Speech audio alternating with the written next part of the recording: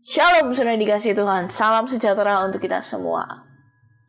Saudara yang dikasihi Tuhan, di dalam dunia ini ada banyak alasan orang untuk berbahagia. Dan pertanyaannya, sudah bahagiakah kita hari ini? Sudah bahagiakah saudara hari ini? Dan saudara bahagia karena apa? Saudara yang dikasihi Tuhan, di dalam Alkitab mari kita belajar di dalam Matius 5 ayat 1-12. Ketika Yesus mengajar murid-muridnya. Matius 5 ayat 1-12 dikatakan ketika Yesus melihat orang banyak itu, naiklah ia ke atas bukit, dan setelah ia duduk, datanglah murid-muridnya kepadanya. Maka Yesus pun mulai berbicara dan mengajar mereka.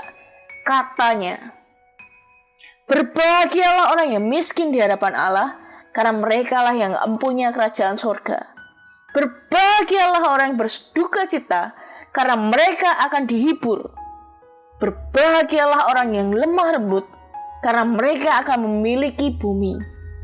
Berbahagialah orang yang lapar dan haus akan kebenaran, karena mereka akan dipuaskan. Berbahagialah orang yang murah hati, karena mereka akan beroleh kemurahan. Berbahagialah orang yang suci hatinya, karena mereka akan melihat Allah. Berbahagialah orang yang membawa damai, karena mereka akan disebut anak-anak Allah. Berbahagialah orang yang dianiaya oleh sebab kebenaran, karena merekalah yang empunya kerajaan surga.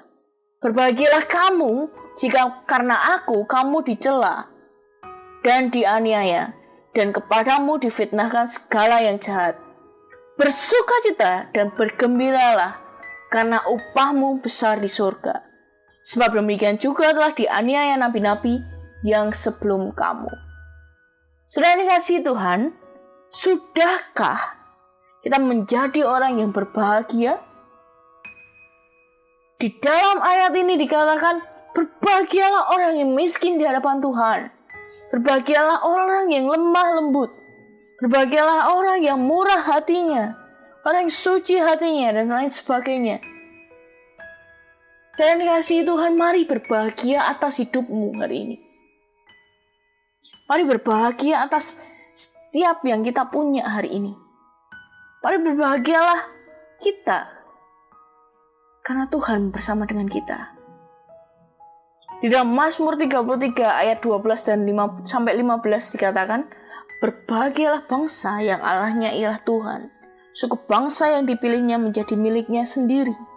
Tuhan memandang dari sorga, Ia melihat semua anak manusia dari tempat kediamannya. Ia menilik semua penduduk bumi.